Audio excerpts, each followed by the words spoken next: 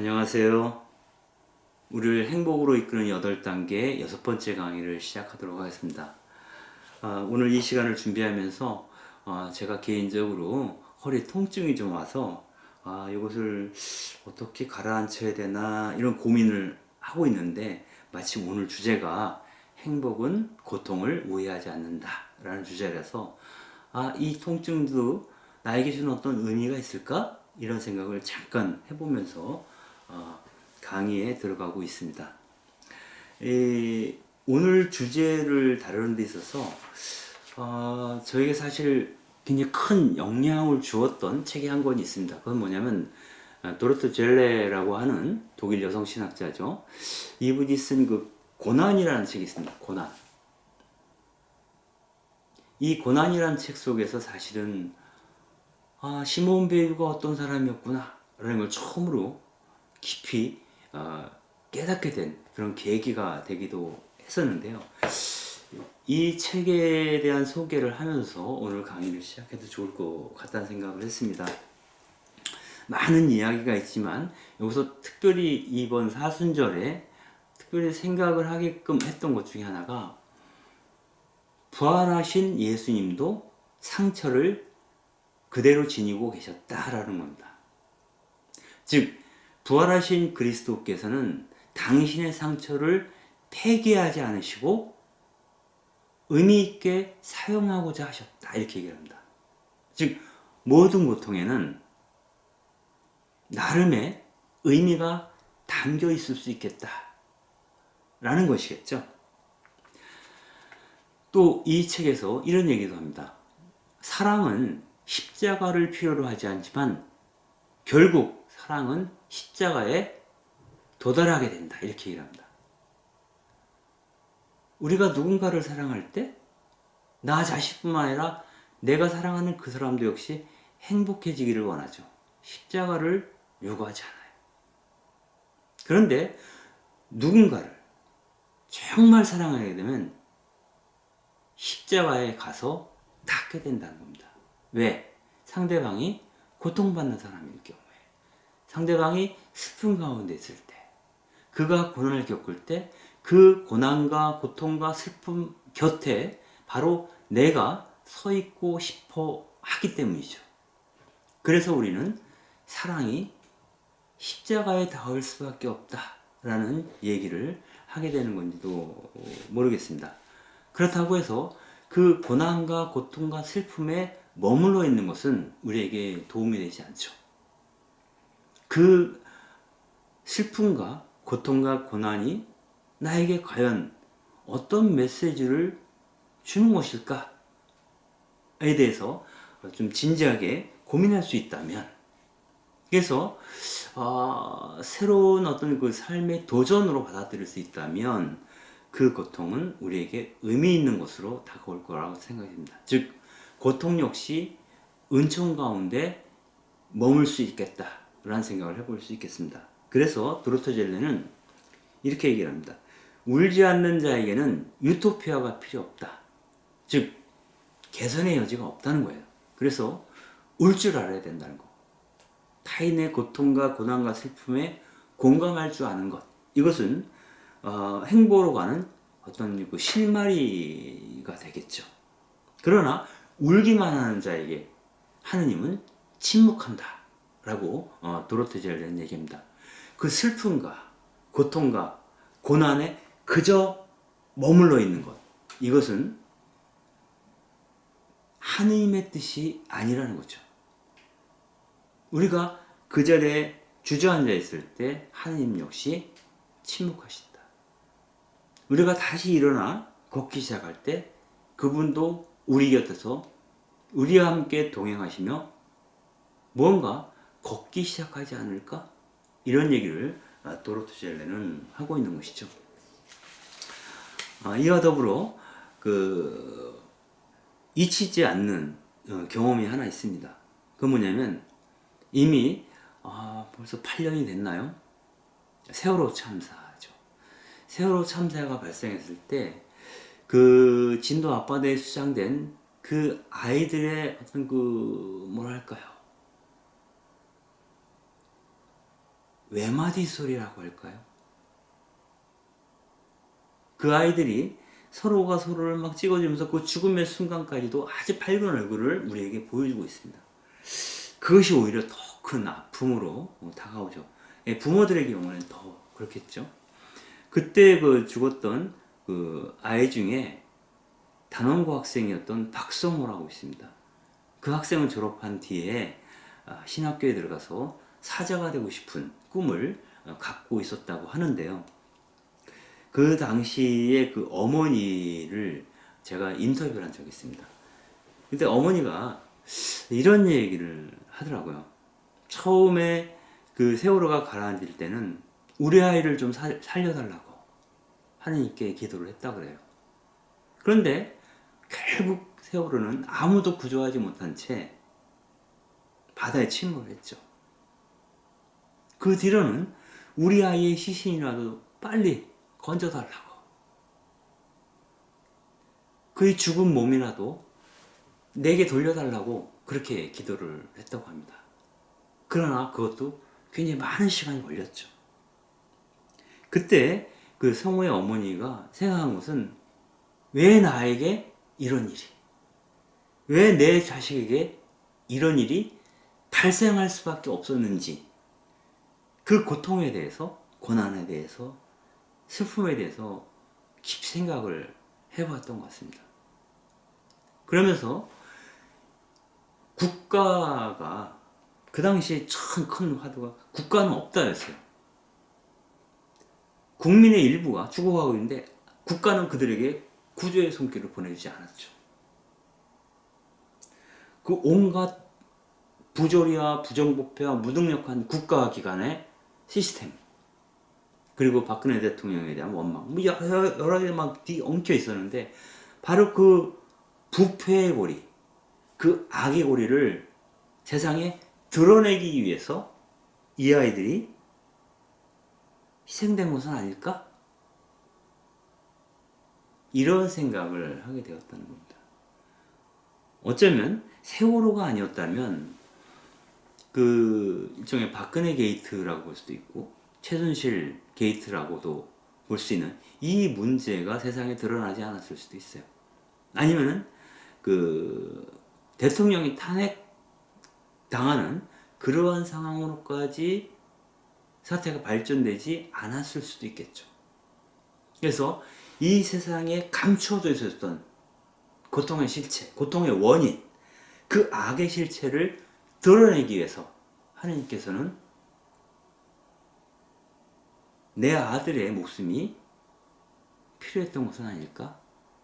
이런 데까지 생각이 닿게 되었다라고 얘기를 하시더라고요.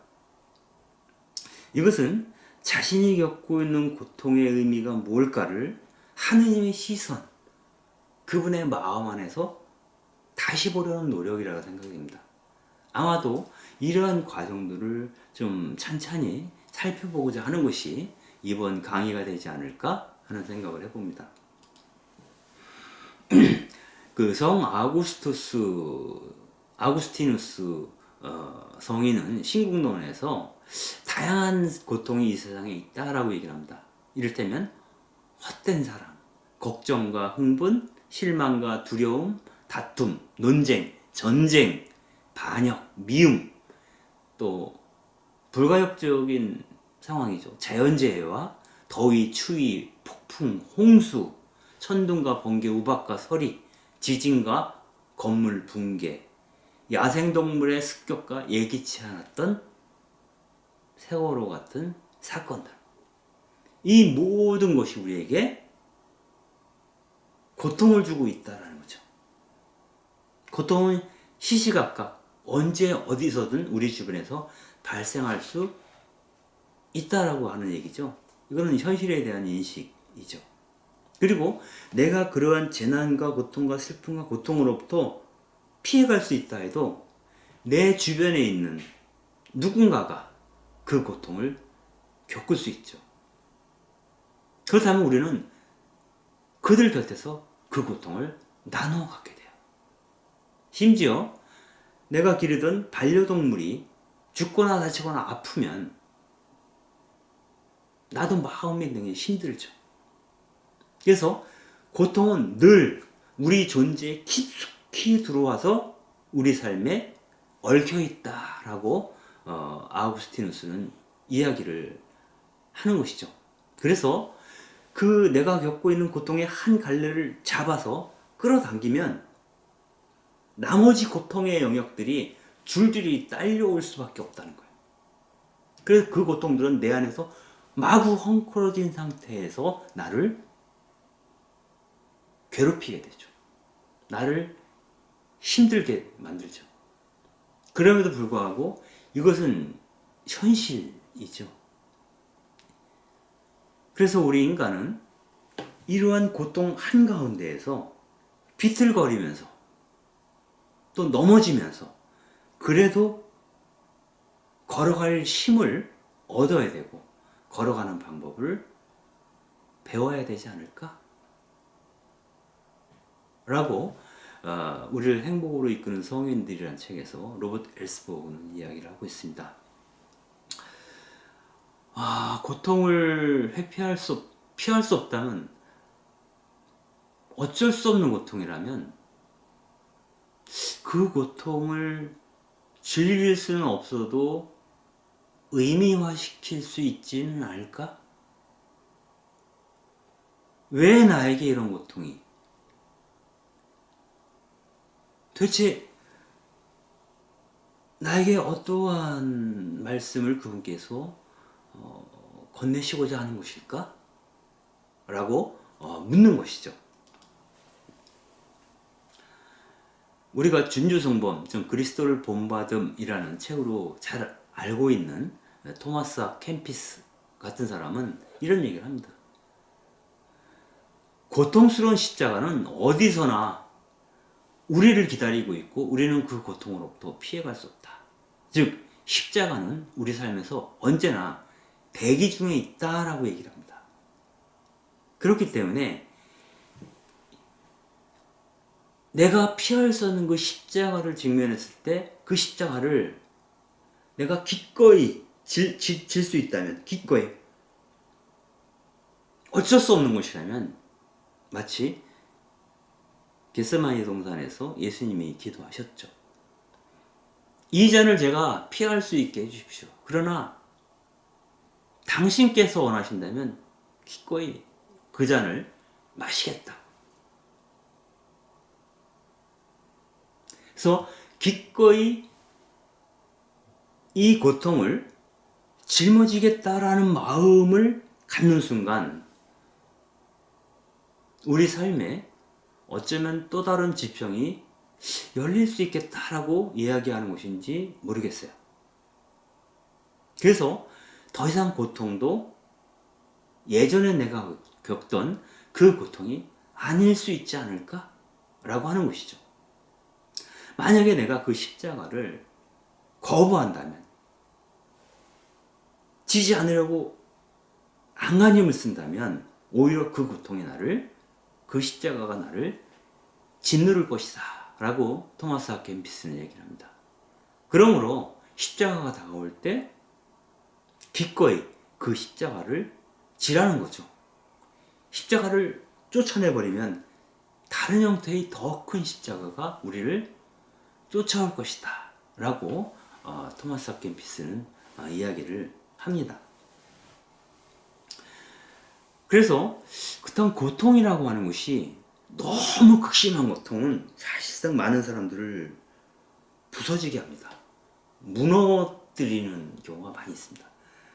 그러나 내가 감당할 수 있을 정도의 고통이라고 한다면 오히려 나에게 어떤 의미에서의 어떤 그런 기적과 같은 상황을 만들 수도 있지 않을까? 라고 하는 것이죠.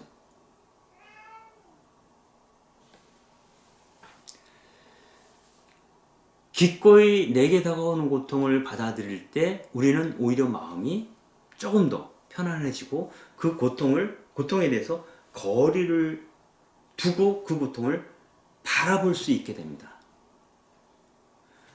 그 불교의 수행법 중에 윗바사나라는 게 있어요. 그건 뭐냐면 이를테면 그런 거예요. 내가 어떤 고통을 겪고 있을 때 내 허리에서 통증이 느껴지고 있어요. 그러면 내 허리에서 지금 통증이 일어나고 있구나 라고 그냥 바라봐 주는 거예요. 즉 그 고통을 일정하게, 고통과 나 자신을 거리를 유지해 주는 거죠. 그렇게 되면 내가 좀 더 유연해지고 편안한 마음으로 그 고통을 응시할 수 있게 되겠죠. 그리고 나 밖에 있는 사람, 다른 사람들이 고통을 받고 있을 때 우리는 그 고통을 해결해 줄 수 있는 뾰족한 방법이 없을 수도 있어요. 그러나 중요한 것은 우리가 그 고통받는 이들의 곁에서 함께 연대성 차원에서 우정과 유대감 안에서 함께 그들 곁에 있어줄 수 있다는 겁니다. 흔히 이런 얘기를 합니다. 결혼식장에는 가지 못해도 장례식에는 꼭 가라. 정말 지금 슬퍼하고 있는 사람이 있을 때 그 사람 곁에 있어주는 것은 그 슬픔에 봉착한 사람에게 큰 위로가 되죠. 그리고 그 고통받는 사람 곁에 내가 있어줄 수 있는 것은 내가 그 사람처럼 고통받은 경험이 있다면 더욱더 가능해집니다. 저 사람의 고통을 내가 알아. 저 사람이 얼마나 슬픈지 나도 알 것 같아. 나도 그랬으니까. 그래서 그에게로 가서 같이 있어주는 거죠. 우리가 성인이라고 부르는 그러한 사람들은 대부분 자신들이 겪는 고통을 변화시켜서 하느님께 더 가까이 가려고 했던 사람들이라고 볼 수 있겠죠. 즉 이웃의 고통에 같이 진동하면서 그들의 고통으로 남겨두지 않고 나의 고통으로 받아들였던 사람들이죠. 하느님의 자비는 그런 방식으로 고통받는 사람들 안에서 나를 통해서 드러나는 것이다 라고 보는 거죠. 즉 내가 고통을 받고 있을 때 이 고통을 나만이 받는 것이 아니라 지구상의 어느 누군가도 그와 유사한 고통을 받을 수 있어요. 그래서 고통에 대한 경험은 타인의 고통을 이해하는 입구가 될 수도 있겠다. 그래서 그와 공감을 하게 되고 그와 무언가 나누고 싶어지고 그에게 하나님의 자비를 느낄 수 있는 기회를 내 몸으로 보여줄 수 있겠죠. 결국 고통은 우리가 피할 수 없는 것이지만 그 고통을 대하는 나의 태도는 우리가 선택할 수 있다라고 로버트 엘스버그는 이야기를 합니다. 그래서 정말 안락과 사치 그 한가운데서도 우리는 고통 때문에 비참해질 수도 있고 어떤 사람은 그 누추한 삶 안에서도 고통받는 삶 안에서도 행복할 수 있겠다. 무엇 때문에? 고통을 바라보는 태도 때문에. 이런 거죠. 그 엄청난 갑부라고 할 수 있어요. 그런 사람이 죽을 병에 걸렸어요. 아니면 고통 속에 있어요. 이건 돈으로 해결이 안 돼요. 내가 소유한 이 모든 것들이 다 뭐야? 이렇게 되는 거죠. 그러나 그가 고통에 대한 다른 태도를 갖게 되면, 즉 내가 고통스러운데 내 밖에 있는 사람들은 가난 때문에 고통받을 수도 있겠다라는 생각까지 하게 된다면 이 사람은 자기의 소유를 팔아서 그 가난한 사람들의 고통을 덜어주는 데로 나아갈 수 있겠죠. 그렇다면 고통을 어떻게 바라보냐에 대해서 어떻게 내가 사용하느냐에 따라서 나의 의식을 성장시키는 데 도움이 되기도 하고 내 의식 자체를 완전히 무너뜨릴 수도 있겠다. 고통 속에서 어떤 사람들은 완전히 망가지는 사람들도 있어요. 그러나 더 섬세해지고 아주 작은 것에도 기뻐하게 되는 그러한 사람들도 있습니다. 내가 지금 바라보고 있는 저 나무에 내려앉고 있는 저 햇살이 내가 볼 수 있는 마지막 햇살이구나. 이게 고통으로 다가올 수 있어요. 시한부 인생을 갖고 있는 사람들에게는. 그러나 너무 귀하고 아름답게 보일 수도 있겠죠. 저 마지막 햇살이. 그 사람에게는 우리가 무심코 무심코 지나쳤던 그 사소한 것들 다 나에게 행복을 가져다주는 그 무엇이라는 것을 깨달을 수 있는 순간으로 그 고통이 작용할 수도 있고, 이 세상을 완전히 부정하는 그런 것으로 작용할 수도 있겠다 하는 생각이 듭니다. 그러므로 여기서 관건은 고통이 아니라 그 고통을 바라보는 나의 시선이다. 내가 어떤 시선으로 그 고통을 바라보고 있는가에 내 행불행이 달려있는 것은 아닐까? 라고 생각해 볼 수 있겠습니다. 그래서 로버트 헬스버그는 이렇게 얘기합니다. 중요한 것은 우리 영혼의 중심이 어디에 닷을 내리고 있는가 스스로 묻는 것이다 라고 말합니다. 초기 교회의 그 교부들은 쥐덫에 대한 얘기를 합니다. 여기서 이 교부들이 이렇게 얘기를 하는 거죠. 우리의 영혼이 하느님의 시면 깊은 곳에 닷을 내리고 있다면, 내 삶의 중심을 내리고 있다면, 그분 하느님의 시면 깊은 곳에 내 영혼의 중심을 내리고 있다면 나를 잡으려는 덫, 고통이죠. 슬픔이죠. 고난이죠. 이것이 튀어올라도 우리는 잡히지 않는다. 왜? 우리는 무너져 내리는 그 세상 한가운데에서도 그 세상의 가장 고요한 중심에 머물러 있기 때문이다. 이렇게 얘기를 합니다. 내가 그분과 연결되어 있다면, 내 가장 깊은 중심이 그분과 연결되어 있다면, 내 환경이, 나를 둘러싼 모든 것이 나에게 달려든다 해도 나는 놀라지 않는다는 겁니다. 왜? 이 모든 것을 그분의 시선으로 바라볼 수 있는 능력이 생기기 때문이죠.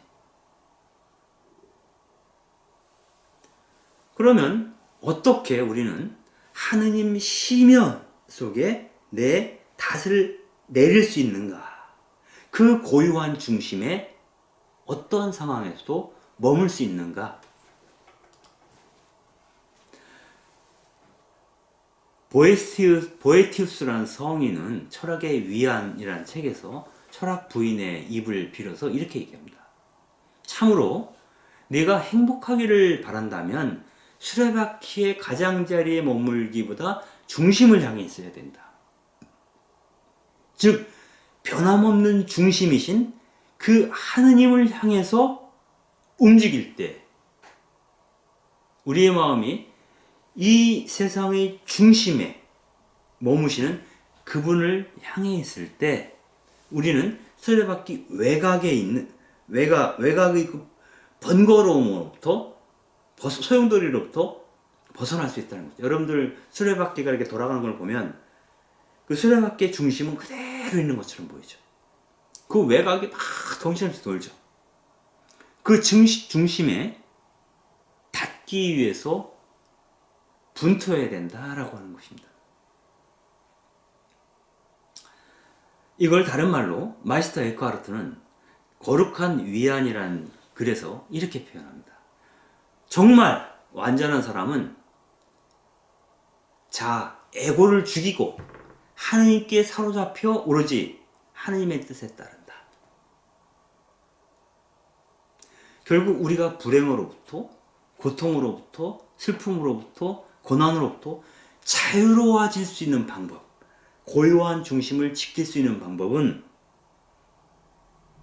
하느님께 사로잡힌 바 되어야 한다라고 얘기를 하는 겁니다. 여기 보이는 이 그림은 비게네 힐데가르트가 그린 이콘, 도판이죠. 이 도판에서 이 중심, 우리 삶의 모든 중심을 그 코어, 핵에 해당되는 하느님께 두어야 한다라고 하는 것을 우리에게 보여주는 그러한 그 도판이라고 볼 수가 있겠습니다. 그렇다면 우리가 하느님의 고유한 중심에 들어앉아 있을 때, 그분의 현존 안에 생생하게 머물 수 있을 때 우리는 그 고통을 통해서 무엇을 느끼는가? 그 고통을 통해서 이 세상에 대한 연민, 이 세상에 대한 자비의 근원이 누구신지 알게 된다라고 에크하르트는 이야기를 합니다. 즉, 하느님은 우리가 고통스러워할 때 우리 가운데 계시면서 우리와 함께 아파하신다. 에크하르트의 얘기입니다. 칼 라너라는 신학자는 하느님에 대해서 이렇게 얘기했죠. 하느님은 근심하시는 분이다. 이렇게 해요. 근심하시는 분. 우리를 항상 염려하시는 분이다. 우리가 슬픔에 잠겼을 때 우리와 더불어 슬퍼하시는 분이다. 내가 고통 속에 있지만 그 고통 가운데 하느님과 함께 있고 그 하느님이 나의 고통을 염려하고 계신다는 것을 안다면 내 고통이 좀 참을 만해질 것 같아요. 어쩌면 이런 것과도 같을까요? 여러분들 그 요즘은 자주 못 가지만 찜질방 같은 데 가서 이제 뜨거운 뭐라 그러나 찜질하는 곳으로 들어가면 그 참나무 때는 그 불 속으로 들어간다고 봅시다. 엄청 덥죠. 땀이 비워서 쏟아집니다. 견디기 힘듭니다. 그러나 묵묵히 가만히 고요한 가운데 머물다 보면 그 뜨거움을 잊게 됩니다. 마치 그것처럼 우리를 좀 더 단단해지게, 우리의 영성을 좀 더 단단해지게 만들어주는 것이 바로 고통이 아닐까? 그 고통 안에서 우리는 하나님을 더 생생하게 느끼는 것은 아닐까? 이런 생각을 해볼 수 있을 것 같아요. 우리가 힘들 때 친구들이 어깨를 잡아주죠. 내가 같이 있어줄게 라고 나의 아픔에 공감해 주면서 함께 있어줄 때 나에게 큰 위안이 됩니다. 그처럼 나의 고통을 공감하시는 하나님이 계시다고 하는 것, 그것을 우리가 알게 된다면 우리 역시 큰 위로를 받게 되죠. 결국 고통이라고 하는 것은 우리가 하나님의 자비와 만나는 순간일 수도 있겠다라고 이야기를 하는 것입니다. 사실 무사태평한 평상시에는 저도 그렇지만 여러분들도 하나님 믿고 살잖아요. 하나님 글쎄 있어도 그만 없어도 그만 별로 이렇게 크게 느껴지지 않아요. 왜? 살만하니까 지금. 그런데 정말 힘들 때에는 하나님밖에 없어요. 주님, 저는 당신밖에 없어요 라고 이야기하게 됩니다. 그분의 현존이 정말 생생하게 느껴지고 정말 몸으로 몸에 난 상처가 알인 것처럼 그렇게 민감하게 그분이 느껴지는 순간은 우리가 정말 힘들 때, 정말 고통 가운데 있을 때, 그리고 그 고통이 피할 수 없는 고통일 때 더욱더 그분을 우리가 생각하게 되죠. 그분을 쳐다보게 되죠. 그 순간에, 그 고통의 순간은 우리에게 하나님의 자비와 우리를 만나게 하는 은총의 순간이 될 수도 있다라는 겁니다. 사도 바울은 자신이 받은 고통을 아주 자랑스럽게 여겼던 것 같아요. 고린토 2서 11장 24절에 보면 이런 얘기가 있습니다. 저는 40에서 하나를 뺀, 즉 39번이 되겠죠. 그만큼 많은 매를 유대인들에게 맞았습니다. 5차례나. 그리고 채찍으로 맞았던 것이 3번이 있었고, 돌팔매질을 당한 것이 1번, 배를 타고 가다가 파선, 배가 난파되어 있는 것이 3번입니다. 밤낮 하루를 꼬박 깊은 바다에서 떠다니기도 했습니다. 내 수고와 고생, 잦은 밤샘과 굶주림과 목마름, 잦은 결식, 굶주림이죠. 추위와 헐벗음에 저는 시달렸습니다. 이때 바오로 사도가 하고 싶었던 얘기는 뭘까요, 정작? 그때마다 당신은 제 곁에 있었습니다. 너무 고맙습니다. 그래서 저는 그 고난을 거쳐 당신께 닿았습니다. 라고 사도 바울은 이야기하고 싶었던 것은 아닐까 하는 생각이 듭니다. 결국 이 고통이라고 하는 것은 우리가 그리스도의 제자가 되고 싶을 때, 그리스도의 제자, 예수님의 제자로서 살아가려고 할 때 필요한 모든 것을 녹여내는 그러한 정화의 도가니가 있다라고 하는 거죠. 이 로버트 엘스버그가 하는 말이죠. 이 고통은 우리를 단련시키는 정화의 도가니다. 실제로 우리가 거듭나기 위하여 많은 성인들이 회심을 하는 데 있어서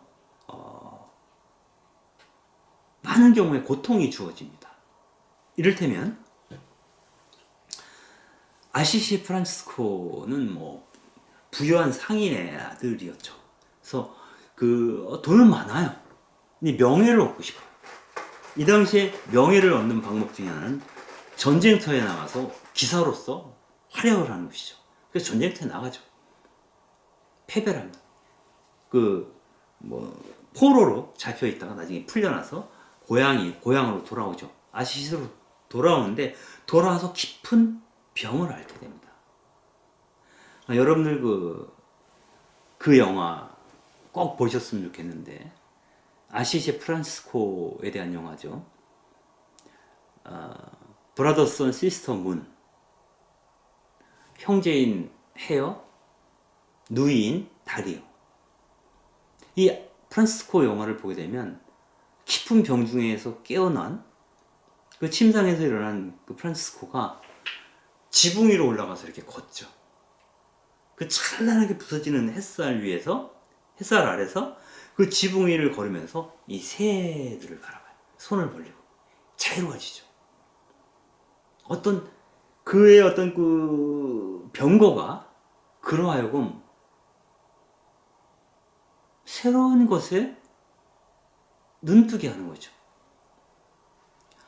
우리가 생태계의 수호성인이라고 프란치스코를 얘기하는 그 이유는 아마도 그런 것 같아요. 생명에 대한 특별한 감각을 프란치스코가 이때 발견하지 않았을까? 죽음에 대한 경험, 그 병고로부터 벗어나면서 살아있다는 것, 또 살아있는 것, 살아있음 그 자체로 우리는 충분히 아름답다. 내가 호흡하고 있는 것만으로도 우리는 충분히 하나님께 찬양을 드리고 있는 것이다.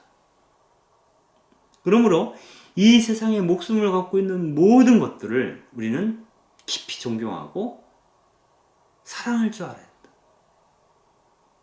옆 사람하고만 대화를 나누는 것이 아니라 이 세상에서 주변으로 떠밀려난 그 가난한 사람들과 대화를 나눠야 하고, 또한 참새와도 대화할 준비가 되어 있는 것. 그 모든 살아있는 존재에 대한 경외감, 사랑, 그 속에서 아름다움을 발견할 수 있는 능력. 아마 이런 것들이 아시시의 프란시스코에게 병고를 통해서 주어진 것이 아닌가 하는 생각이 듭니다. 그 프란시스코에 대한 전기를 썼던 첼라노라는 사람은 그 전기에서 이렇게 얘기를 해요. 그때부터 프란시스코는 예전에 추구하던 것을 경멸하였다. 예전에 그 부와 명예와 활락, 경쟁심, 난 더 나은 인간이 될 거야 라고 하는 허영, 이러한 모든 것들이 부질없음, 나는 나 그대로. 여러분들 그것도 아시죠? 프란시스코 하면 떠오르는 장면.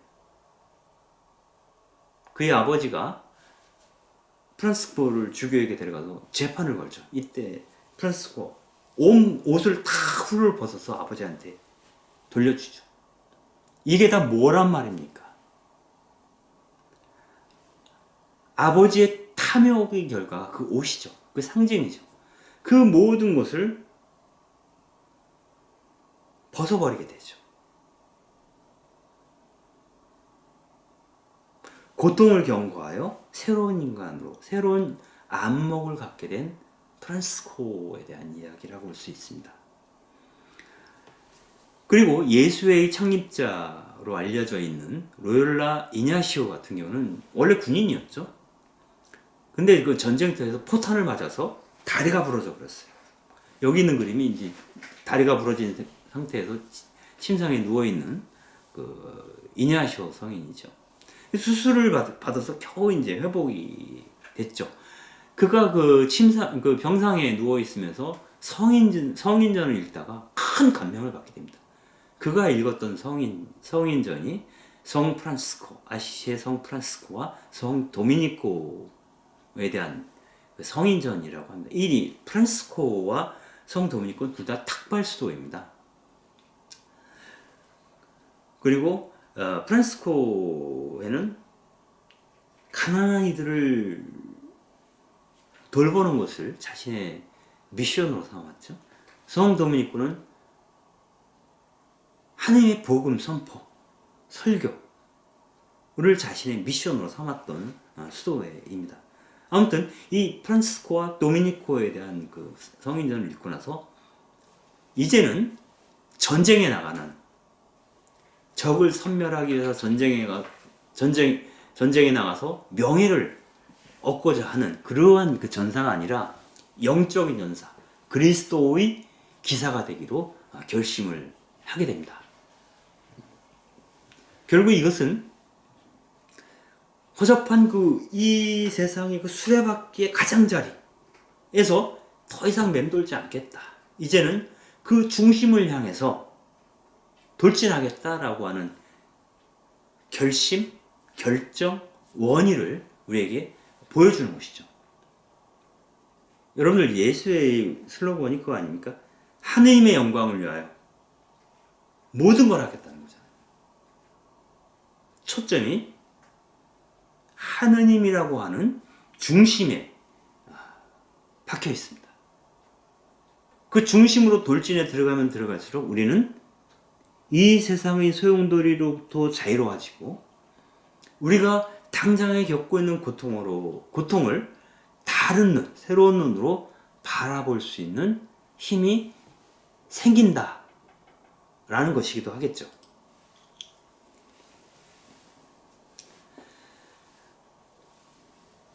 결국 우리가 그리스도 신앙에서 가장 중요하게 생각하는 것은 어떻게 하나님의 자비를 내 몸으로 체험할 것인가, 어떻게 하나님의 자비를 내 몸으로 살아갈 것인가 라는 거예요. 근데 하나님의 자비를 내 몸으로 살기 위해서는 내 사랑이 필요한 고통받는 사람들에게로 가야 하고, 그들의 고통에 공감해야 됩니다. 진동을 해야 되는 것이죠. 그래서 영국의 그 노리치의 줄리앙이라고 하는 성인은 거룩한 사랑의 계시라는 글에서 그리스도의 순환을 실감나게 느끼고 싶다라는 갈망을 갖게 됩니다. 그리스도처럼 나도 고난을 생생하게 느끼고 싶어. 그러니 내가 죽음에 이르는 병에 걸리도록 해달라고 기도를 합니다. 그는 자신에게 3가지 상처가 생기기를 기도했어요. 첫 번째는 회개의 마음으로 인한 상처.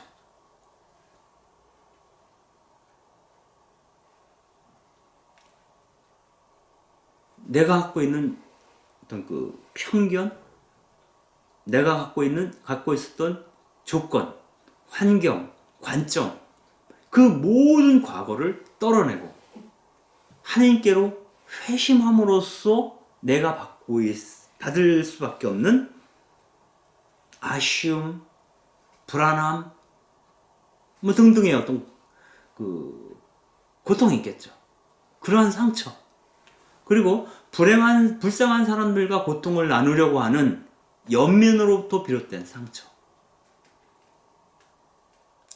우리가 키 큰 나무숲 사이를 걸어가다 보니 내 키가 훌쩍 커버렸다 이런 얘기를 하지만 정말 힘겨운 사람들과 함께 지내다 보면 나도 힘들어집니다. 이를테면 그 임상심리를 하시는 분들 같은 상담하시는 분들 같은 경우는 조울증이나 이런 거 걸린 사람들, 클라이언트들과 상담을 하고 나면 자신도 그 조울증이 옮을 수 있다라고 전염된다고 얘기를 하죠. 그래서 완전히 기진한 상태에서 상담실을 나오게 됩니다. 그래서 슈퍼바이저에게 자신도 상담을 해야 돼요. 다시 원기를 회복하려면. 그래서 내가 회심을 하기 위해서 겪는 상처가 있고 또 불쌍한 사람들, 그 불행한 사람들과 함께 있음으로 인해서 나에게 주어지는 상처들이 있습니다. 너무 힘겨움이 있어요. 그리고 하느님을 너무너무 그리워하지만 그분을 쉽게 목도하지 못하는 당신을 보고 싶어요. 근데 보이지가 않아요. 그로 인한 상처가 있겠죠. 이것은 그리운 이를 만날 수 없는 상처라고 볼 수도 있어요. 그래서 내가 겪고 있는 상처와 또 나 밖에 있는 타인의 불행으로 인한 상처와 또 나와 하느님과의 거리, 그분과 충분히 친밀한 관계를 유지하지 못함으로 인한 상처, 이 상처를 내가 느끼게끔 해주세요 라고 노리치의 줄리앙이 기도를 하는 겁니다. 결국 줄리앙은 나흘 밤낮을 의식불명 상태에서 고통을 겪다가 결국 병자성사까지 받고 그러한 그 고통과 비탄으로부터 나중에 벗어나게 됩니다. 그 고통과 비탄으로부터 벗어나는 순간 인간의 몸으로 고통을 받았던 그리스도의 고통을 묵상하게 되고 이 고통 안에서 하나님의 사랑이라고 하는 것이 어떤 의미를 갖고 있는지를 깨달았다고 합니다.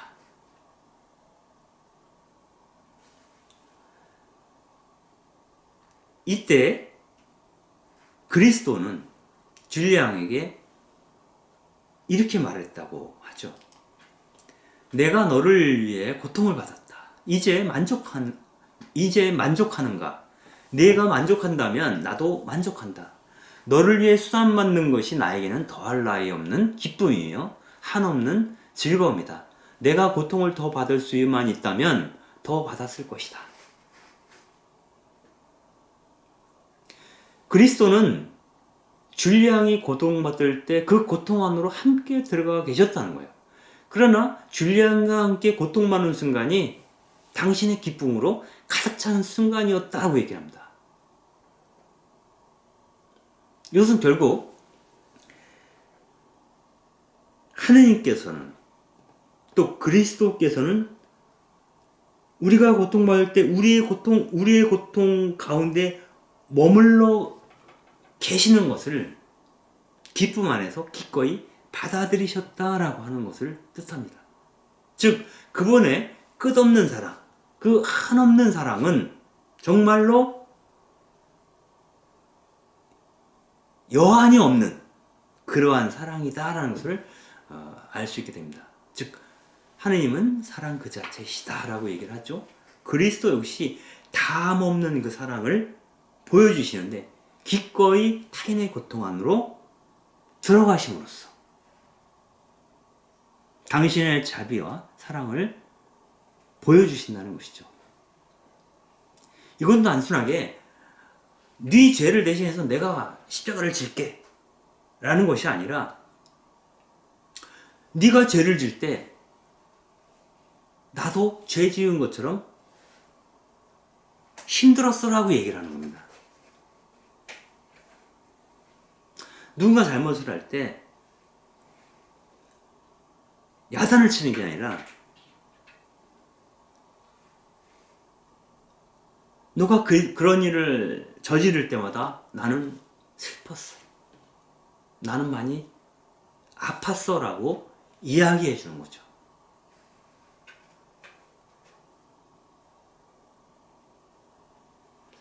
결국 세상의 고통 한가운데에서 그 고통을 나눠지려고 하는 그 연민이야말로 우리 자신과 이 세상을 구원한다라는 메시지를 이 고통이라고 하는 것이 하느님의 시선으로 바라보게 되면 우리에게 그러한 깨달음을 준다는 겁니다.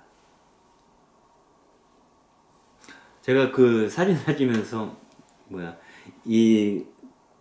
이 그림을 이 조각 어떤 조각인지 모르겠어요. 근데 그 원래 그 조각 자체를 보면 팔과 손, 다리가 다 이렇게 오래돼가지고 부서져 나간 그런 예수님 벽에 걸려 있는 그 조각입니다. 그 상처 입은 그리스도의 어떤 표정, 이 조각에서 드러난 그 예수님의 표정이 좀 특별하다는 느낌을 받았습니다. 결국 계속 반복적으로 얘기하는 것은 우리가 고통받을 때 그분도 우리의 고통 가운데 함께 계시다라고 하는 것이고 그것이 우리로 하여금 하나님의 자비에 대해서 다시 읽게 한다. 다시 보게 한다. 다시 생각하게 만든다는 그런 얘기입니다. 이런 얘기도 하죠. 로버트 엘스버그는 이렇게 얘기를 합니다. 성인들이 그 자신이 겪는 그 고통을 민감하게 느끼고 그 고통을 기꺼이 받아들일 수 있었던 것은 마치 쟁기가 굳은 땅을 엎어 물이 스며들게 하듯이 고통이라는 것은 내 그 완강한 굳어버린 그 마음을 열어서 하느님의 지혜를 받아들이게 한다는 겁니다.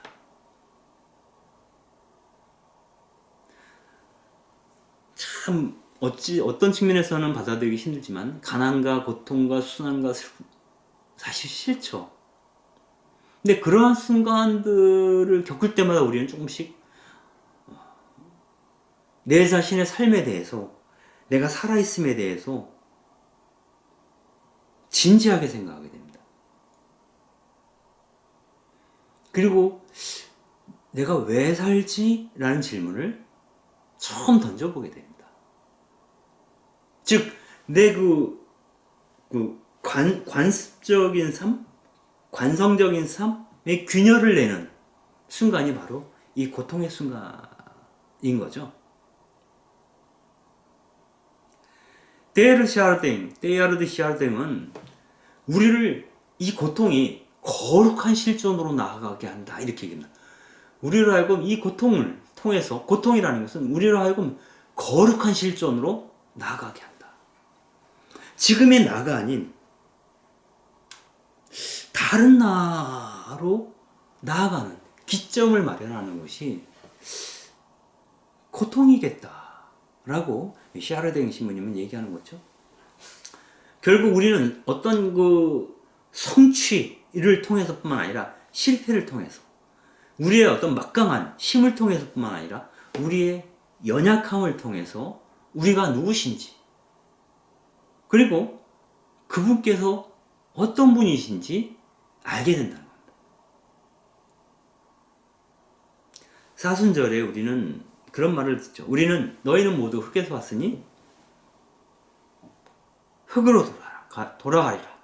그리고 그 흙의 원천은 하느님이시죠. 헛되고 헛되도다.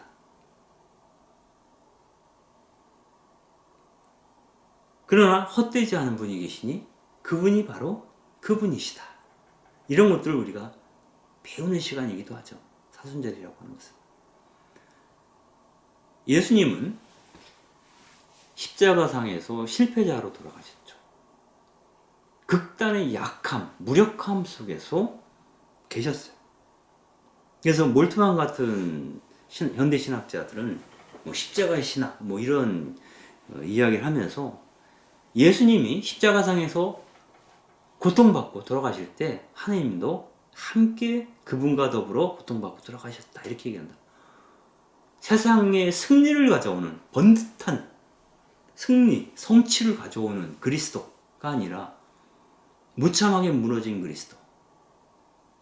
끝까지 그분이 놓지 않았던 것은 하나님밖에 없었죠. 그때 그 고통은 나에게 무엇이고 그 하나님은 도대체 나에게 무엇인가 묵상할 수 있을 거라고 생각이 듭니다. 이처럼 고통을 때로 여기에도 하나님이 우리에게 주신 어떤 뜻이 있을 거야 라고 우리가 받아들일 수 있다면 그 고통은 우리를 무너지게 하지 않는다는 거예요.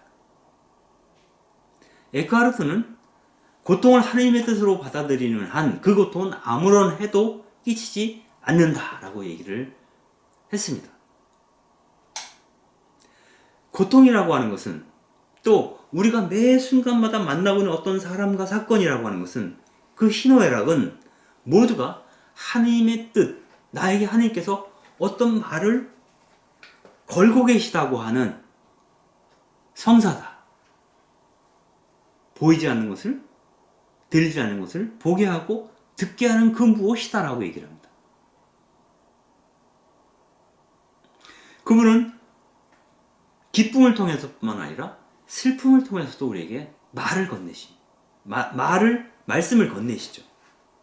그럴 때 중요한 것은 그 말씀에 대한 아니면 우리가 직접 경험하는 고통과 기쁨 그것에 대한 나의 태도라는 거죠. 이 얘기는 앞서도 말씀을 드린 적이 있지만 주어진 상황에 짓눌려 있는 사람도 있고요.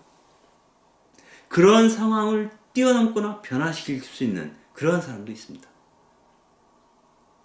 짓눌려 있는 사람과 그것을 초월해서 뛰어넘을 수 있는 사람과의 간극은 사실은 깻잎 한 장 차이일 수도 있어요.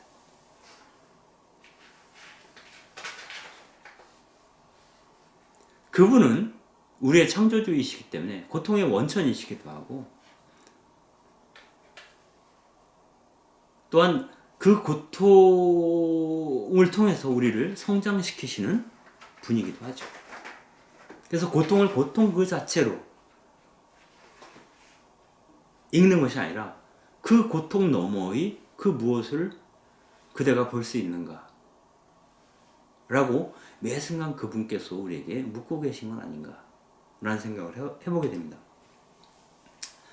이 태도와 관련해서 예수님께서 십자가상에 매달려 계실 때 양쪽에 두 죄수가 있었다고 얘기합니다. 뭐 복음서에서는 강도라고 표현되어 있지만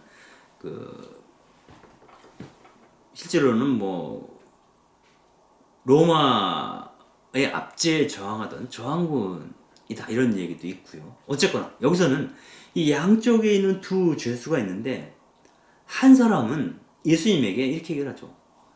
빈정대면서 얘기를 합니다. 자기 목숨도 구하지 못하는 자가 무슨 유대인의 왕이라고 말할 수 있겠는가 라면서 빈정대죠. 그랬을 때 그 빈정대는 그 사람을 두고 또 한쪽에 매달려 있었던 죄수가 같은 죄수로 죽어가는 마당에 그렇게 빈정될 곳이 무엇이 있는가? 이분은 죄 없이 이렇게 매달려 계시지 않는가? 우리는 죄를 지어 여기 매달려 있지만 하면서 빈정되는 사람에 대해서 말을 합니다. 그리고 예수님에게는 예수님, 선생님의 나라에 들어가실 때 저를 기억해 주십시오. 한 죄수의 태도는 예수님을 밀어내는 태도입니다. 친교를 깨는 거죠. 그러나 또 다른 죄수의 태도는 그리스도와 친교를 이어가려고 하는 태도죠. 첫 번째 도둑은 회한과 분노로 고통 속에서 죽어갔지만 두 번째 도둑은 그 고통이야 어찌할 수 없지만 그 고통 가운데서 어떤 영원을 만난 사람이라고 이야기할 수도 있겠습니다. 같은 고통을 겪으면서 한 사람은 절망의 나락으로 증오 속으로 들어가고 한 사람은 영원 속으로 들어가는 거예요. 친교 속으로 하나님과의 친밀함 속으로 들어가는 것이죠. 이 십자가상에서 예수님이 그 두 번째 죄수에게 이렇게 얘기를 하죠. 너는 오늘 나와 함께 낙원에 있을 것이다. 여기서 우리가 행복한 사람이 된다는 것이 무엇인가에 대해서 질문하게 합니다. 그것은 바로 고통 속에서도 그분의 손을 잡아주는 것, 그분을 놓치지 않는 것, 그분과 친밀함을 유지하려는 태도를 갖는 것, 그분을 바라보는 것, 그분의 시선으로 내가 지금 겪고 있는 고난과 고통과 슬픔을 바라보는 것. 그럴 수 있다면 그 사람은 이미 하느님의 축복 가운데 있는 행복한 사람이라고 이야기할 수 있겠다라는 것입니다. 그렇다고 해서 우리가 당장 겪고 있는 고통들, 그 모든 것, 이건 다 하느님의 뜻이야. 여기에 대해서 거부할 생각 하지 마. 라고 말하는 것은 잘못이라는 겁니다. 세월호 참사나 비정규직 김용균의 죽음, 억울한 죽음이죠. 그리고 지금 우리가 시시각각 듣고 있는 우크라이나 전쟁으로 인해서 많은 이들이 고통을 겪고 있죠. 이런 억울한 고통들을 무조건 하나님의 뜻이니 너희들이 참고 견뎌야 돼 라고 말할 수는 없다는 거죠. 물론 그 고통 안에는 많은 의미들이 있어요. 그 고통을 통해서 우리는 인간이 저지르는 범죄, 사악함, 그것을 생생하게 느낄 수 있죠. 그리고 그 가운데서도 그 고통을 줄이기 위해서, 그 문제를 해결하기 위해서 몸을 던지고 있는 사람들도 우리는 바라보게 됩니다. 그래서 과연 하느님의 자비가 이 고통스러운 현실 안에서 어떻게 작동하고 계시는지 우리는 진지하게 생각해 볼 필요가 있겠죠. 그래서 마르크스가 종교는 인민의 아편이라고 얘기한 것처럼 그 고통을 우리는 잊어버려야 될 존재가 아니라 그 고통을 의미화해야 될 존재가 바로 그리스도인이다 라고 이야기할 수 있겠습니다. 결국 고통의 상황은 그래서 우리는 고통을 겪어야 돼 라고 하는데 결론을 내리는 것이 아니라 그 고통을 통해서 내 삶을 다시 정돈해 보라고 하는 일종의 도전일 수도 있겠다는 겁니다. 다시 내 삶의 본질을 깨닫고 너의 그 새로운 인생을 계획해 보라고 하는 그러한 소식인지도 모르겠습니다. 하느님은 우리가 고통 가운데 있기를 바라시는 분이 아니다라고 하는 거죠. 마치 에집트에서 고통받고 있는 히브리 노예들을 구출하라고, 그들이 해방될 때까지 내 마음이 편치 않다라고 말씀하시는 분이 바로 하느님이시기 때문입니다. 즉 고통은 하느님의 뜻이라고 말할 수 없어요. 그 고통이 우리에게 주어졌을 때 이 고통은 이 고통스러운 환경을, 조건을, 이 상황을 사랑과 정의와 평화, 이 상황으로 바꿔갈 수 있도록 너희가 나의 입이 되고 나의 손이 되고 내 발이 되고 내 몸이 되어 일해주지 않을래? 라고 그분께서 말씀하시는 초대일 수 있겠다. 고통은 또 다른 의미의 하나님께서 우리를 부르시는 초대일 수 있겠다는 거죠. 여기에 내가 적절히 응답할 수 있는가 하는 문제만 남는 것이죠. 응답할 수 있다면 우리는 새로운 시선으로 내가 겪는, 또 우리가 겪고 있는 고통을 볼 수 있는 힘을 얻게 되는 겁니다. 그 영국인 여성 의사였던 시에일라 캐시디는 그 1970년대 초반에 칠레에서 군사 쿠데타가 일어났을 때, 즉 칠레는 당시 아엔데 정권이었죠. 아엔데 사회주의 정권이었는데 그래서 군사 쿠데타가 일어나서 뒤집어 엎고 독재 정권이 수립이 되죠. 이때 그런 쿠데타 정권에 의해서 부상당한 그런 혁명가들을 돌봐주었다는 이유로 이 여자 의사였던 시에일라 캐시디는 군사 정권에 의해서 구속이 됩니다. 그녀는 고문을 받으면서 하느님께 살려달라고 간청을 했다고 합니다. 그러다 문득 이런 생각이 든 거예요. 그분께 살려달라고 탄원하기보다는 내가 지금 겪고 있는 이 고통을 봉헌하는 마음으로 나의 빈손을 하느님께 뻗는 것이 더 낫지 않을까? 이렇게 생각하기 시작을 했습니다. 그러니 감금 상태에서도 그녀는 오히려 자유로움을 느꼈다는 거죠. 이때 우리가 할 수 있는 말이 있습니다. 복음서에서 예수님께서 이런 말씀하셨죠. 진리가 너희를 자유롭게 하리라. 지금 고통당하는, 부상당한 그 사람들을 돌봐주었다는 이유로 내가 고문을 당하고 있지만 내가 진리 안에 머물고 있기 때문에 나는 이미 하나님의 축복 가운데 있고, 그래서 나는 행복한 사람이고, 그러고 나는 자유로운 사람이다. 진리 안에서 자유로움을 구가하는 사람이다. 이 마음을 먹게 되면 고문을 당하면서도 시엘라 캐시는 복된 사람일 수 있었다는 겁니다. 캐시디가 나중에 석방이 되고 나서 이런 얘기를 합니다. 우리는 세상에 갇힌 새처럼 철창에 날개를 부딪히면서 내 힘을 다 소진해버릴 수도 있다.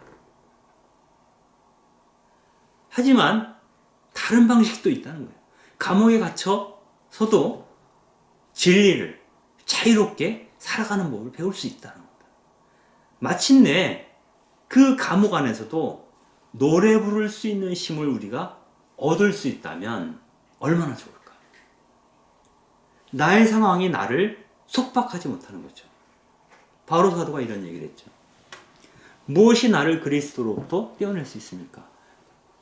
고난입니까? 굶주림입니까? 박해입니까? 죽음입니까? 그 무엇도 나를 그리스도의 사랑으로부터 떼어낼 수 없습니다. 이렇게 얘기를 하죠.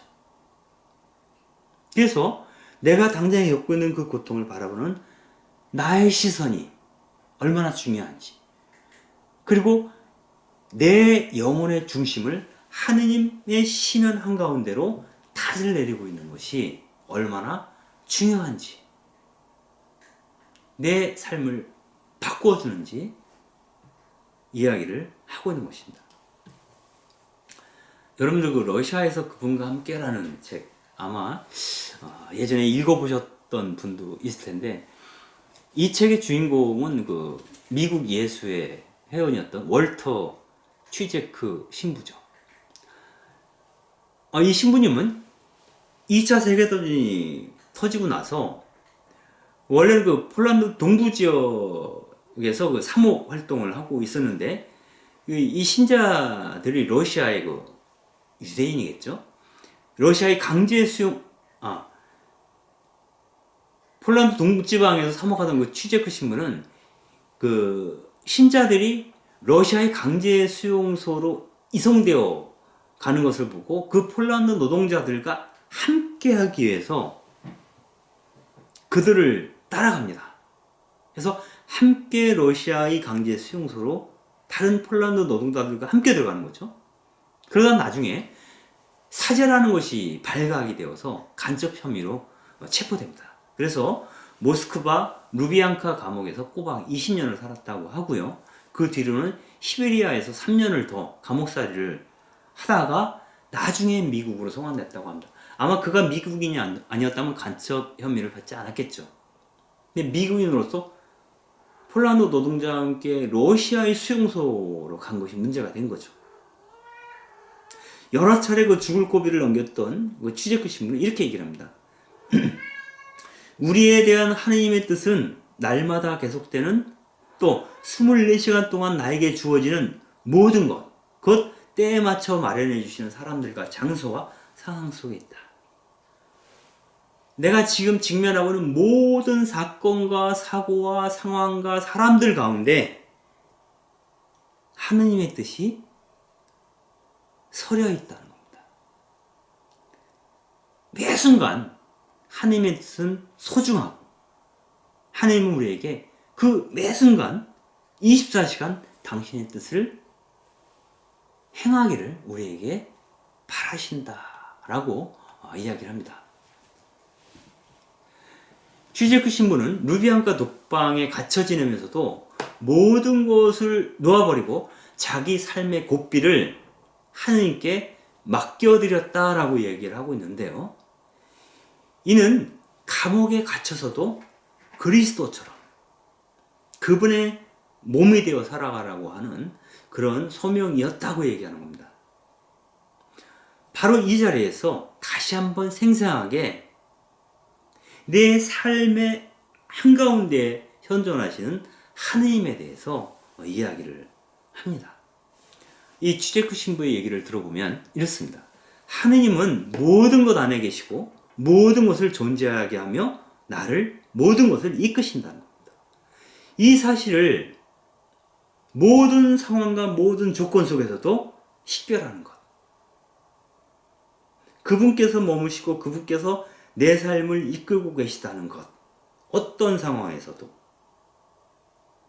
그리고 그 어떤 것도 나를 그분에게서 떼어놓을 수 없다는 것. 왜냐하면 그분은 모든 것 안에 계시기 때문이다 라고 취재크 신분 얘기를 합니다. 이 세상 모든 사건, 사고, 상황, 모든 사람들 안에 그분께서 현존하시고 계시기 때문에 어떤 상황도 나를 그분에게서 떼어놓을 수 없다라고 깨닫는 거죠.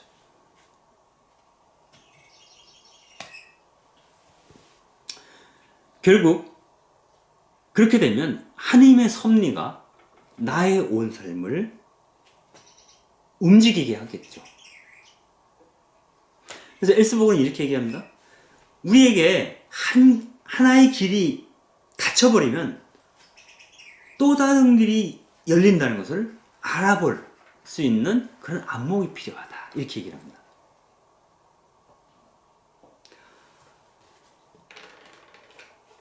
어떤 길을 갔다가 그 길이 완전히 막다른 골목임을 발견하게 돼요. 그걸 고통이라고 볼 수도 있어요. 불가피함이 있어요. 그러나 하나님은 그 길 말고도 다른 길을 우리에게 예비하신다는 거죠. 아니면 다른 길을 보여주기 위해서 그 길을 막아놓으셨는지도 몰라요. 겨울이 되면 온 세상이 죽은 것 같지만 봄이 되면 어김없이 새 생명들이 솟아나는 것처럼 삶이 비록 우리가 원하지 않는 방향으로 나를 끌고 간다 해도 분명 그곳에도 하느님의 섭리가 살아있음을 믿는 게 필요하다. 바로 그것을 믿었던 사람들이 성인이 아닌가. 즉 성인은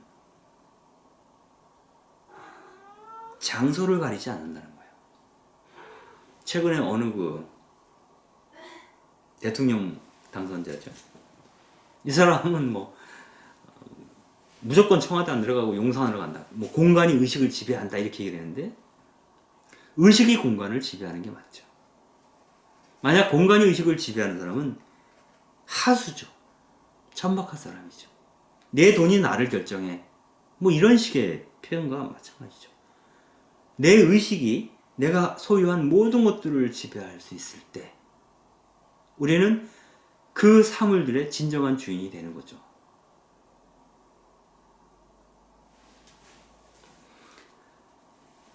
이처럼 하나님은 어느 곳에나 계시므로 어느 길에나 계시므로 우리가 막다른 길이라고 생각했던 그곳에서 새 길이 시작된다라고 믿었던 사람들이 바로 성인이다라고 로버트 엘스버그는 이야기를 합니다. 그가 대표적인 사례를 한 사람 더 들고 있는데요. 그 사람은 그 샤를드 푸코가 창립한 예수의 작은 형제의 수사였던 까를로 까레토입니다. 이 사람은 알제리에서 알제리에 있는 그 작은 수련소에서 생활하면서 가난과 고독과 기도라는 그 행복한 시간을 보내면서 알프스에 작은 공동체를 만들어서 산악인들을 구조하는 일을 앞으로 하고 싶어 라고 꿈꾸었다고 합니다. 그런데 친구가 예방주사를 잘못 놔서 하룻밤 사이에 다리를 못 쓰게 돼요. 그러니까 알프스에 가서 산악인들을 구조하는 그러한 선교를 하고 싶어 했던 그런 꿈이 삽시간에 물거품이 된 거죠. 그리고 본인은 평생 장애를 안고 살아가게 됩니다. 그러나 그가 알프스로 갈 수는 없었지만 오히려 그 장애로 인해서 그는 사막으로 가게 되죠. 사막에서 하나님을 정말 밀도 있게 만날 수 있게 됩니다. 결국 까를로 까레토 수사의 그 불행은 오히려 은총으로 바뀌게 된 거죠. 그는 이제 더 이상 알프스 산에서 눈길을 걷지는 못하게 되었지만 사막을 걸어다니면서 기상학자가 될 수 있었고 아주 탁월한 영성가가 될 수 있었죠. 그것은 그 도시 속의 광야, 도시 속에서도 우리는 어디서나 그 광야를 발현할 수 있다라고 하는 이야기를 듣게 됩니다. 마무리하면서 헬리나맨에 대한 이야기를 덧붙이도록 하겠습니다. 헬리나맨은 이 잔을 들겠느냐라는 그래서 뭐 여러 가지 얘기를 합니다. 그리스도인이 된다는 것은 자기의 삶을 예수님의 말씀에 비추어서 바라보는 것인데 예수님의 말씀은 단순하게 어떤 교리를 가르치거나 도덕적인 어떤 격언을 우리에게 주려고 하는 것이 아니라는 겁니다. 예수님의 삶은 아주 정제되어 있는 정돈된 삶이 아니라 기쁨과 슬픔, 고통이 뒤엉켜 있는 삶이었다는 거예요. 예수님도 아쉬움, 분노, 서운함, 기쁨, 안타까움 뭐 이런 복잡한 심정을 겪으셨던 분이죠. 그가 한마디 했을 때 그 말에 동조하는 동물을 만났을 때 얼마나 기뻤겠어요. 그러나 결국 그 동물들도 결정적인 순간에 당신을 버리고 도망갔잖아요. 다. 그 제자들이. 그때 외로움, 배신감, 고적함, 여러 가지 복잡한 감정들 아마 있었을 것 같아요. 그 소용돌이 한가운데서도 그분께서 정작 내게 원하시는 것이 무엇일까를 놓치지 않았던 분, 그래서 결국 십자가 조문호까지 기꺼이 가실 수밖에 없었던 분, 그분이 예수 그리스도이시죠. 그분이 예루살렘으로 올라갈 때 그 제베데오의 두 아들의 어머니가 예수님께 청을 넣죠. 당신의 나라가 오면 내 아들 중에 하나는 왼쪽에, 하나는 오른쪽에 앉게 해주십시오. 이런 부탁을 청원합니다. 이때 예수님께서 이 부인에게 이렇게 얘기합니다. 너희는 너희가 무엇을 청하는지 알지 못한다. 내가 마시려는 잔을 너희가 마실 수 있느냐. 내 왼쪽과 오른쪽에 앉으려면 내가 마시려고 하는 그 잔을 마셔야 되는데 그 잔을 마신다는 게 무엇인지 아느냐. 그것은 영광과 복락이 기다리고 있는 그러한 잔, 나에게 생기와 기쁨을 주는 그러한 의미의 잔만이 아니라는 거죠. 이 잔에는 쓰고 단 것, 기쁨과 슬픔, 고통과 번뇌, 희망, 이 모든 것이 다 담겨져 있는 거죠. 그 가운데서도 오로지 주님께로 걸어가는 것, 그분의 뜻에 따라서 사는 것, 그렇게 살고자 하는 의지, 의향, 이 모든 것을 받아들이는 것이 이 잔을 마시는 것이다 라고 하는 거죠.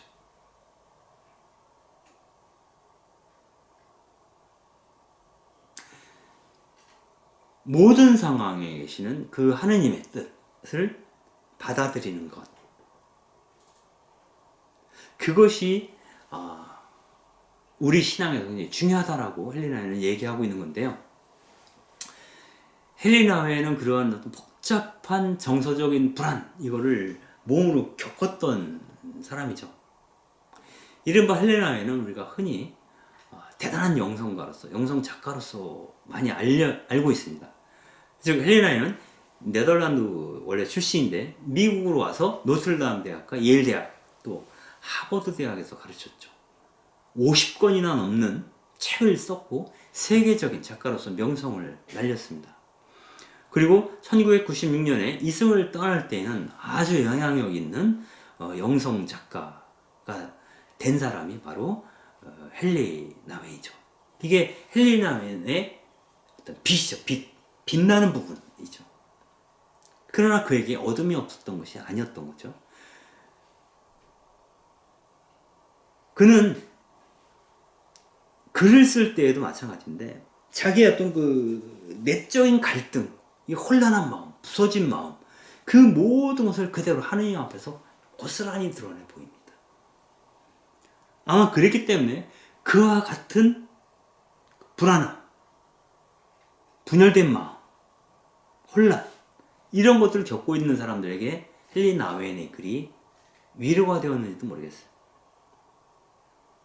결국 중요한 것은 그 헬리나웨인이 쓴 책 중에 가장 유명한 책 중에 하나가 상처받은 치유자로서의 사목자라는 책이 있습니다. 어쩌면 그의 글이 누군가에게 위로가 되었다면, 누군가의 마음을 치료하고 그로 하여금 다시 일어날 수 있도록 도울 수 있었던 것은 그 역시 많은 사람들과 마찬가지로 같은 고통과 아픔을 느꼈던 사람, 그런 혼란을 경험했던 사람이기 때문일 수도 있어요. 그래서 상처받은 자만이 누군가를 치유할 수 있다 라는 말을 할 수 있게 된 거죠. 헬리나웨는 뭘 흔히 말해서 그 애정결핍이라고 해서 늘 사랑받고자 하는 욕구에 시달렸어요. 그래서 사랑받기 위해서 늘 자신의 것을 나눠줄 줄도 몰라 알았죠. 누군가에게 늘 전화를 하고 전화를 받고 꽃을 선물하고 편지가 오면 늘 꼼꼼히 다 답장을 하고 그들과 우정과 사랑을 나누는데 에너지를 엄청나게 쏟아부었던 그런 사람이죠. 그들에게 많은 사랑을 기대하고 또 그들에게 인정받고 싶은 욕구, 이런 것들이 이제 강했어요. 그러나 아무리 사랑을 하고 받고 인정을 하고 인정을 받더라도 늘 어떤 그 내적인 공허함, 이런 것에 시달렸던 사람이 헬리나웨인이었다라고 합니다. 그래서 그는 그 무슨 일을 하더라도 굉장히 잘 해내는 사람이에요. 능력 있는, 재능 있는 사람이었지만 어떠한 한 곳에 머물지 못하고 이걸 하고 나면 또 다른 그 무엇, 이 사람을 만나고 나면 또 다른 어떤 사람을 만나야 된다고 하는 불안, 이런 것에 시달렸다고 합니다. 그래서 그 트라피스트 스토온에 들어가서 지내보기도 하고, 이른바 제네시 스토온이죠. 거기서도 많은 경험을 하죠. 많은 깨달음을 얻기도 하죠. 그리고 그 군사 독재로 고통받고 있는 라틴 아메리카에 가서 그 페루에서 구테레스 신부를 만나기도 하죠. 그리고 공마단 지도 신부로 역할도 해요. 그래서 여러 가지 일들을 하지만 늘 언제나 외롭고 사람들과 함께 있으면서도 이른바 군중 속의 고독이라도 내적인 공허감을 해결할 수 없었기 때문에 늘 힘들었던 것 같아요. 그때 헬레나 웨이는 이런 생각을 합니다. 예수님이 광야에서 받았던 유혹, 그게 도대체 뭘까? 그럼 결국 더 많은 인기를 누리고 더 강력해지고 더 위대해지고 싶은 욕구, 즉 인정 욕구 아니었을까? 내가 인정받고 그 인정이 사랑받음으로 연결되기를 너무나 갈망했던 거죠. 그러나 이 헬레나 웬이 새벽 공동체로 들어가게 되면서 이러한 문제들이 일정하게 해결이 됩니다. 즉 1986년, 이거는 1996년에 돌아가셨으니까 거의 한 10년 정도 그 이른바 장애인과 비장애인이 같이 공동체 생활을 하고 있는 제앙 바니아에가 설립한 라르슈 공동체죠. 그가 들어간 곳은 토론토에 있는, 캐나다 토론토에 있는 데이브레이크, 즉 새벽 공동체인데요. 여기서 10년을 살면서 많은 깨달음을 얻습니다. 즉 이곳에 가서 처음으로 자기가 인기를 얻고 능력을 인정받지 않아도 충분히 사랑받을 수 있다라고 하는 게 어떤 그러한 깨달음을 얻게 됩니다. 즉 그 헬레나 웨이 처음 보살피게 된 그런 사람은 중증 장애인이었던 이 사진에 나오는 아담입니다. 아담. 이 아담은 말을 할 수도 없고 혼자 움직일 수도 없었어요. 자기 표현을 못하죠. 그래서 헬리는 아담을 목욕시키고 그에게 음식을 먹이고 옷을 갈아입히고 이런 일을 한 거예요. 그랬을 때 많은 사람들이 야, 헬레나인이 굉장히 재능이 많은 사람인데 이런 일을 시켜서 돼? 그 재능을 썩히는 거야 라고들 얘기를 했지만 오히려 헬레나인은 혼자서는 아무것도 할 수 없는 아담을 보면서 하느님의 사랑을 받는 존재가 된다는 게 무엇인가에 대한 깨달음을 얻게 됩니다. 이 라르슈 공동체에서는 그가 써놨던 수많은 책들이 아무 의미가 없어요. 그걸 읽을 수 있는 사람도 없고 그걸 읽고 너무 좋아요 라고 말할 수 있는 사람도 없어요. 특히 아담 같은 사람의 경우는 고맙다라는 인사를 할 수도 없어요. 그럼에도 불구하고 이 공동체 안에서 아담이 얼마나 사랑받고 있는지를 보게 되는 거죠. 그리고 자신도 역시 어떠한 반응도 하지 못하는 이 아담을 돌보고 있어요. 이것은 바로 하나님의 마음이죠. 하나님은 아담이 너무 이뻐서 잘나서 글을 잘 써서 대단한 사람이라서 그에게 그를 사랑하는 것이 아니라는 거죠. 즉 헬레나 웨는 사랑받고 싶다고 하는 끝없는 갈증을 느끼면서 공허함을 느꼈죠. 완전히 100% 사랑을 받을 수 없잖아요. 한 인간에 의해서. 근데 결국 그러한 것들은 하느님에 대한 하느님께 사랑받고자 하는 갈망일 수 있겠어요. 내가 충분히 온전하게 그분의 사랑 안에 머물고 있는 것에 대한 확신이 없었던 거죠. 그러나 라르슈 공동체에 있으면서 이 모든 여기에 머물고 있는 사람들이 온전하게 하느님의 사랑 가운데 있다. 그분께서는 너의 행적을 따지지 않는다는 거죠. 네가 잘난 놈이 아니래도 그분은 너 자체 있는 그대로 너를 사랑하신다. 하물며 예수님께서는 원수조차 사랑하라고 하지 않았습니까? 그래서 처음으로 헬레나 웨는 이 새벽 공동체에서 아버지의 집에 와 있다는 느낌을 받았다고 합니다. 아버지의 집에 와 있다. 나에게 아무것도 묻지 않으시고 나에게 방을 내어주시는 분, 그분이 아버지 하느님이시다. 이 라르시르가 할 때 가장 큰 영감을 주었던 것이 이른바 렘브란트의 그림인 탕자의 귀환이라는 그림이잖아요. 그래서 이 같은 제목으로 책을 쓰기도 했어요. 헨리 나멘이. 여기서 보면은 탕자가 돌아왔을 때 그 아버지는 아무것도 묻지 않고 안아주시고 잔치를 열어주시죠.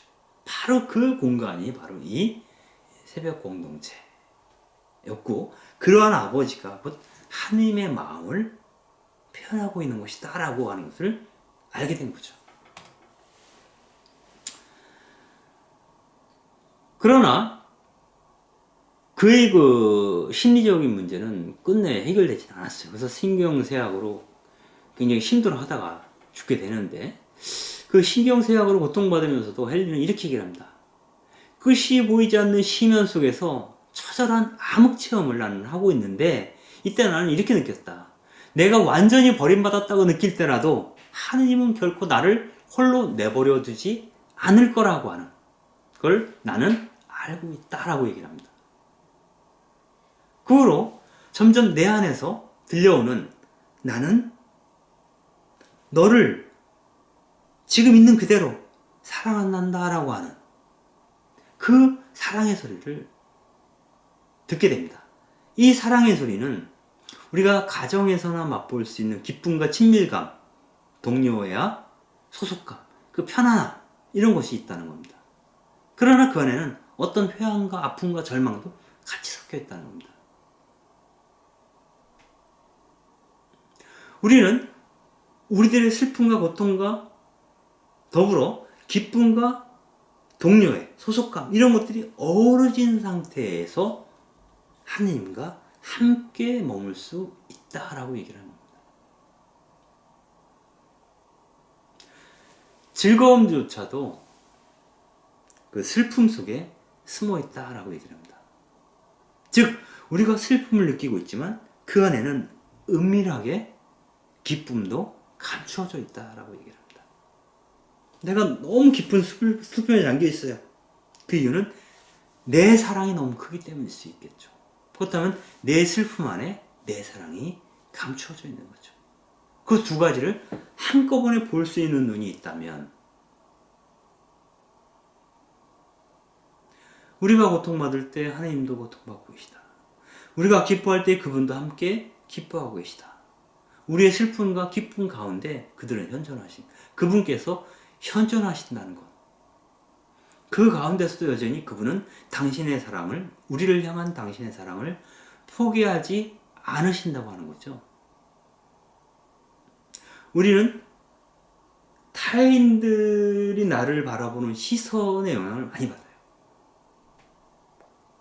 그런데 나웬이 여기서 느낀 것은 타인의 시선과 그가 내게 줄 수 있는 사랑이 아니라 하나님의 시선과 여전히 내가 어떤 상황에서도 그분께서 나를 사랑하신다 라는 것을 아는 게 더 중요하다는 거예요. 그럴 때 나는 조금씩 그 십자가로부터, 고통으로부터, 또 오고 가는 어떤 그 정서적인 느낌으로부터 자유로워지는 걸 느낄 수 있겠죠. 그래서 이렇게 얘기하죠. 새벽 공동체에 살면서 나는 슬픔 속에서 즐거움을 발견하는 눈을 갖게 되었다. 아담의 상황, 왜 살지? 라는 말이 나올 정도로 슬픈 상황이지만 그 안에서 하나님의 현존을 느끼기 때문에 기뻐할 만한 일이 되는 거죠. 슬픔은 여전히 그곳에 있지만, 슬픔이 사라지는 건 아니지만, 나는 더 이상 다른 사람들 앞에서 우쭐거리면서 서 있지 않고 그 슬픔 가운데 함께 하면서 무언가 내 자신이 변화되고 있음을 느끼고 있다 라고 헬레나에는 고백을 합니다. 그래서 마지막으로 헬레나에는 이런 얘기를 하죠. 진정한 기쁨과 평화는 고통과 죽음을 우회하지 않고 정면으로 통과할 때만이 얻어질 수 있다. 진정한 의미의 기쁨과 평화, 행복이라고 하는 것은 내가 당장 직면하고 있는 그 고통과 죽음을 통과해서만이 나에게 주어진다는 거죠. 그 고통과 슬픔을 통과하는 순간 우리는 하느님의 자비, 그분이 누구신지 절절하게 느끼게 되고, 그분을 선택하고 그분의 시선을 얻게 되면 내가 당장에 경험하고 있는 고통과 슬픔을 다른 눈으로 바라보게 되죠. 그래서 그 슬픔 안에 기쁨이 숨어 있다라고 하는 것을 보게 되는 겁니다. 그럴 때 비로소 우리에게 진정한 의미의 기쁨, 내적인 평화가 다가온다라고 헬레나는 이야기를 합니다. 예, 오늘 강의는 여기까지입니다. 좋은 시간이 되었는지 모르겠습니다. 강의할 때 자꾸 심각해져요, 제 얼굴이. 그래서 좀 편하고 웃는 모습이면 좋겠다라는 얘기를 들은 적도 있습니다. 아무튼 간에 고통 안에서 슬픔이 숨어 있다라고 하는 생각 우리가 할 수 있으면 조금 마음이 놓이기도 합니다. 오늘 편안한 시간 되시기 바랍니다. 감사합니다.